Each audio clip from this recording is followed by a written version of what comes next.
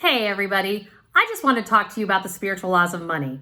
Many people would say, what in the heck does spirituality have to do with money? Well, it actually has everything to do with money. Why? Because money is actually the result of what you are creating in your life. And yes, for better or for worse, you are absolutely the creator of your own life. I know that might seem a little far-fetched for some people, but it's true. We are a co-creator in everything that we've created up to this part in our lives, including our financial situation. So for an example, if you think about, you can read things about your health, like you want to be in the circadian rhythm of the earth. You know that when the sun comes up, it's time for you to rise. When the sun goes down, it's time to wind down your day. And we don't do that as much these days because of modern technology and electricity and lights and all that stuff, but it's getting us out of the flow of actually the way that the world works. And our money works the exact same way. So I always talk about the fact that we have our financials from our past decisions, and then we have the financials from our current present moment, and then there's the financials that we'd like to create in our future.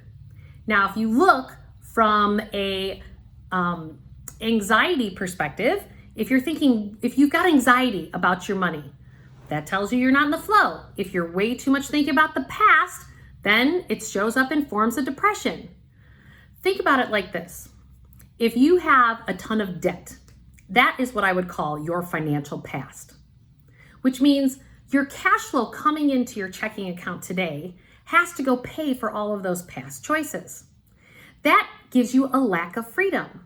So you can't be in the flow of your life because of the fact that you're paying for your past while trying to live in the present moment.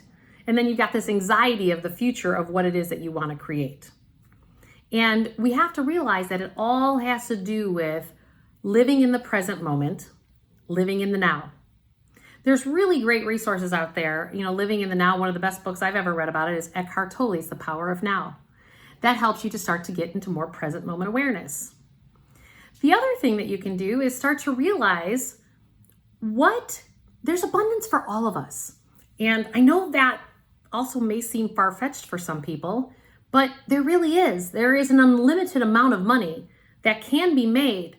But remember, that is actually the result of how much we are spending time living from a place of our heart and our soul. I've dealt with multi-millionaires as well as people who are just making 20 grand a year. I said, you know what? The difference is those who actually operate more from making decisions of the work that they do in the world or their family life, financial life, that if you're making those decisions actually from your heart and your soul, more money actually is the result that follows. Why?